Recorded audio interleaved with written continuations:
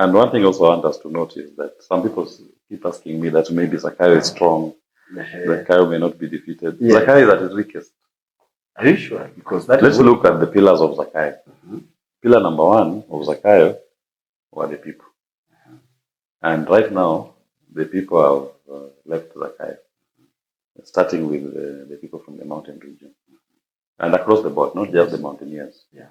And going after the people who have taken this audience and give the people of Kenya a relief when that is done.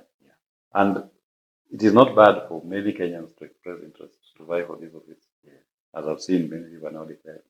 That is the beauty of democracy. We allow them to contest and we interrogate the ideas and let the best idea to win.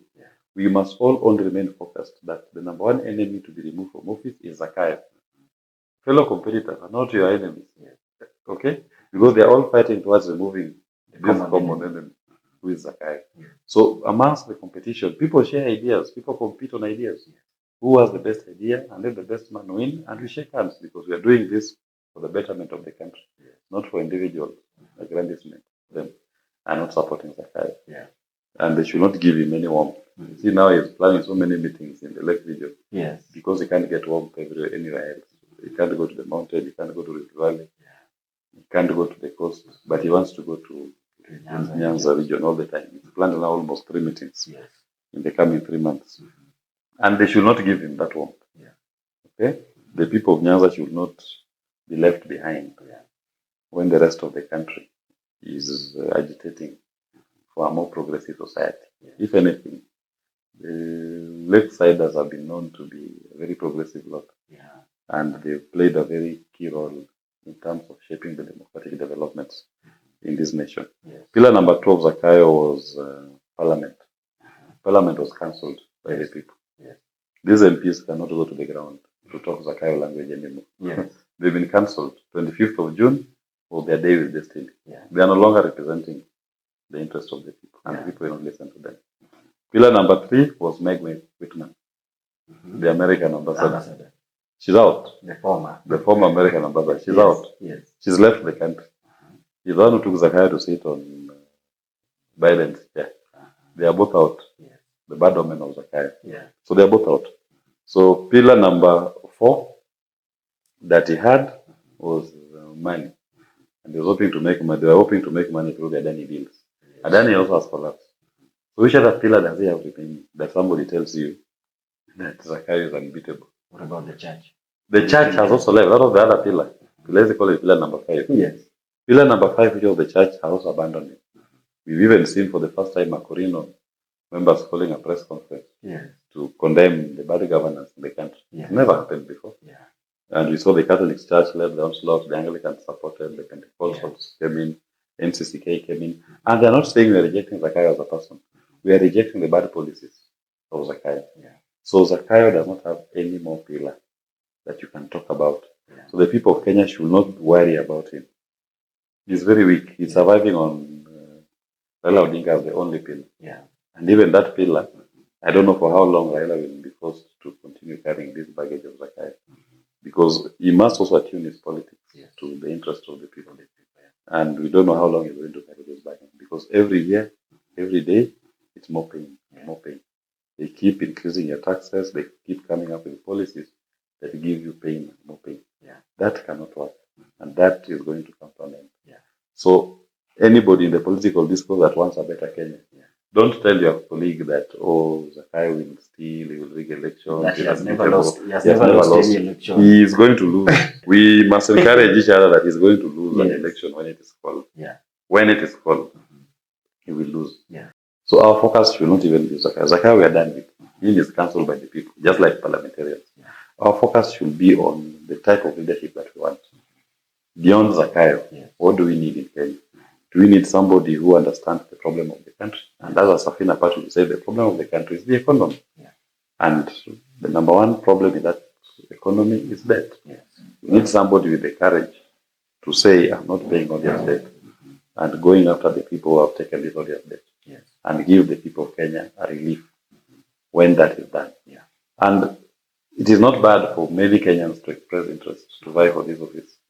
as I've seen many people now declare. Yeah. That is the beauty of democracy.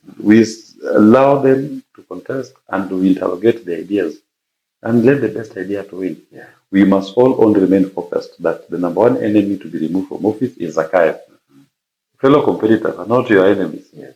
Okay?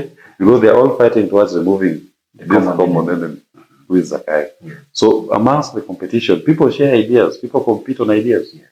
Who has the best idea and let the best man win, and we shake hands because we are doing this for the betterment of the country, Yes. not for individual aggrandizement. These people should not try to make it appear like Adani is the only entity that can build airports Yes. in this country or in the world. Yes. We have more than 1,000 airports in the world. Adani didn't build even 1% of them. Yes. So what is this obsession with Adani?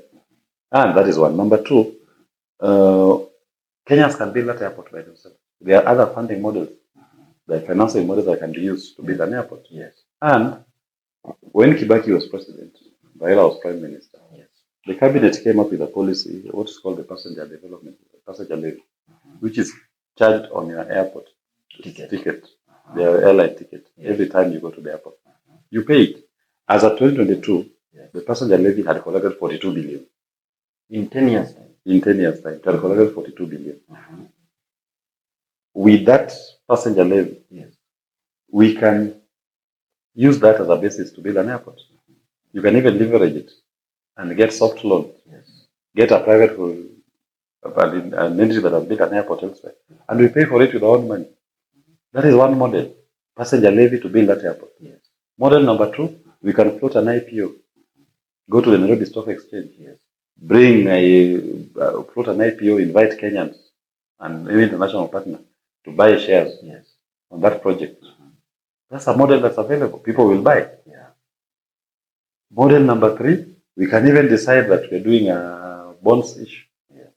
Ethiopians have built their that large dam project using a bonds issue. Ethiopians are buying even 20 shillings, 30 shillings, putting together to build that dam that is going to be a very big dam in Africa.